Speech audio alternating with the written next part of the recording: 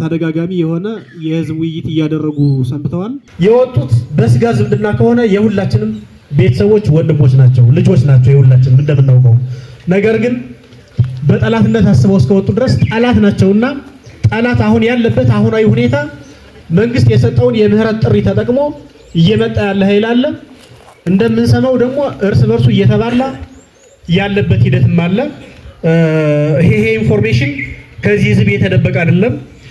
ከዚህ አንፃር የመንግስትን የሰላም ጥሪ ተቀብለው አካላቸው ሳይጎድል ህይወታቸው ሳይጠፋ እንዲመለሱ ሰፊ ስራ መስራት ይኖርብናል። ዙሪያ ቀበሌዎች፣ ሃይማኖት አባቶች፣ ሀገር ሽማግሌዎች ብዙ ጊዜ ተወያይተናል። ግን ምን ውጤት መጣ? አሁንም አለፋ ሻውራ አካባቢ ደም እየፈሰሰ የሚቀጥልበት ከባቢ ሆኗል። ስለዚህ እስካሁን የፈሰሰው ደም እንዲበቃ የሃይማኖት አባቱ፣ የሀገር ሽማግሌው፣ እናቶች፣ ወጣቶች ከእናንተ ምን ይጠበቃል? ሌላው አካባቢ ተደራጅቶ ምን እያደረገ ነው? ተደራጅቶ አያዋጣንም እስካሁን አማራ በድያለሁ ብሎ እየገባ ነው። መማማር አለብን፣ መተባበር አለብን እያልን እስካሁን እየቻልን ነው። ሰዎችን ግን እየለየ ነው። የበለጠ አካባቢው እንዲጠፋ ደም እንዲፋሰስ ለምን እንሰራለን? ችግሩ በእያንዳንዱ ጓዳ ገብቶ ሁሉንም እየበደለ ነው ብለን እናምናለን። እኛ መጀመሪያ ሲጀመር ውሃ ሲወስድ እያሳሳቀ አይነት ነገር ብዙ ሰው አብሮ ተባብሮ ሆ እያለ የተጀመረ ነገር መሆኑ ግልጽ ነው። የጸጥታ ጉዳይ ሀገር ሰላም ሲሆን ነው። ሀገር ሰላም ሲሆን ነው። ሰላም ሲሆን ሁሉ ነገር የምናወራቸው ነገሮች አሁን ሌላም ብዙ የምናነሳቸው ነገሮች አሉ። እነዚያም ማግኘት እንችላለን። መንግስት እንደ መንግስት መውሰድ ያለበትን ነገር፣ ህዝቡም እንደ ህዝቡ መውሰድ ያለበትን ነገር እያየነ እየተነበበ ፈትሸን ማየቱ ለዚህ ህዝብም ለዚህ አመራርም ነገ ተገቢ ምላሽና አቅጣጫዎችን እንድናይ የሚያደርግ አሁናዊ እይታ ነው። በዚህ በ21ኛው ክፍለ ዘመን የኛ ክልል ብሎም አማራ ክልል ሌሎች የኢትዮጵያውያን ክልሎች 21ኛውን ክፍለ ዘመን ተጠቅመው ዛሬ የልማት ጥያቄያቸውን የተለያዩ አድራጎቶችን ሲያደርጉ የኛ ክልል ደግሞ ከ21ኛ ክፍለ ዘመን ወደ 19ኛ ክፍለ ዘመን ተሸጋግሮ የጦርነት ቀጠና የሆነበት ሂደት አለ።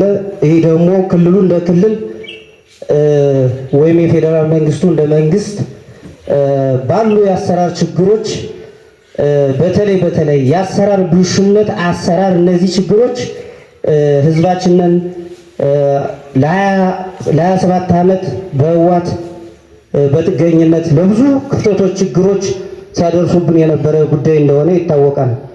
ስለዚህ በዋነኝነት የዚህ አይነት የብልሹ አሰራር ስራዎች አሁንም ለህዝባችን ለመንግስታችንም ነገ ጥያቄ ሆኖ የሚቀርብ እንደሆነ ማመን እንዳለብን መታየት እንዳለበት የተከበሩ የዞን አመራርም እንደዚሁም የከተማውም የወረዳው አመራርም።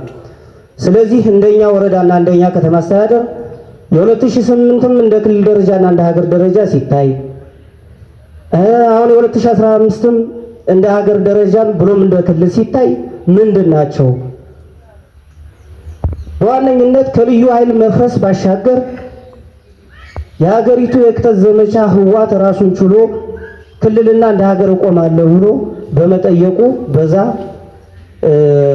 አጠቃላይ ክልሉም ሀገሪቱም ለ2-3 ዓመታት ለከፋ ጦርነት ለከፋ ችግር ተዳርጓል። አሁን ደግሞ ያተገለበጠና አማራ ክልል የዚህ አይነት ዘዴ ያለ በተለይ የአማራ ክልል አመራር ግን ከትግራይ አመራሮች ምን ተማራ? ይህንን አንኳር የሆነ ስር ነቀል የሆነ ችግርን ለመፍታት ይህን ጦርነት ለማቆምና ምላሽ ለመስጠት ከትግራይ ክልል ምን ተማራ? የወጡ ወንድሞቻችን የኛ ልጆች የኛ ወንድሞች የኛ እህት ልጆች ናቸው። ስለዚህ እነዚህን ደግሞ መንግስት ጣና ነው ሀብት ወይም አስቀይመውና ወይም ብዙ መሰረተ ልማቶችን አውድመዋል ሳይል ምሕረት ይግቡልን ተሞት እንዳይሞቱብን ብሎ ማሰቡ ትልቅ ገንቢ ነገር ሀሳብ ነው። ይሄ ትልቅ ምስጋና ነው። ስለዚህ አሁንም በያለንበት መንግስት ምሕረት አድርጓል። ግቡ ተሞት ሰንብቱ ብሏል ብለን በያለንበት ብንመክር ብንዘክር ከኛ የሚወጣ የለም።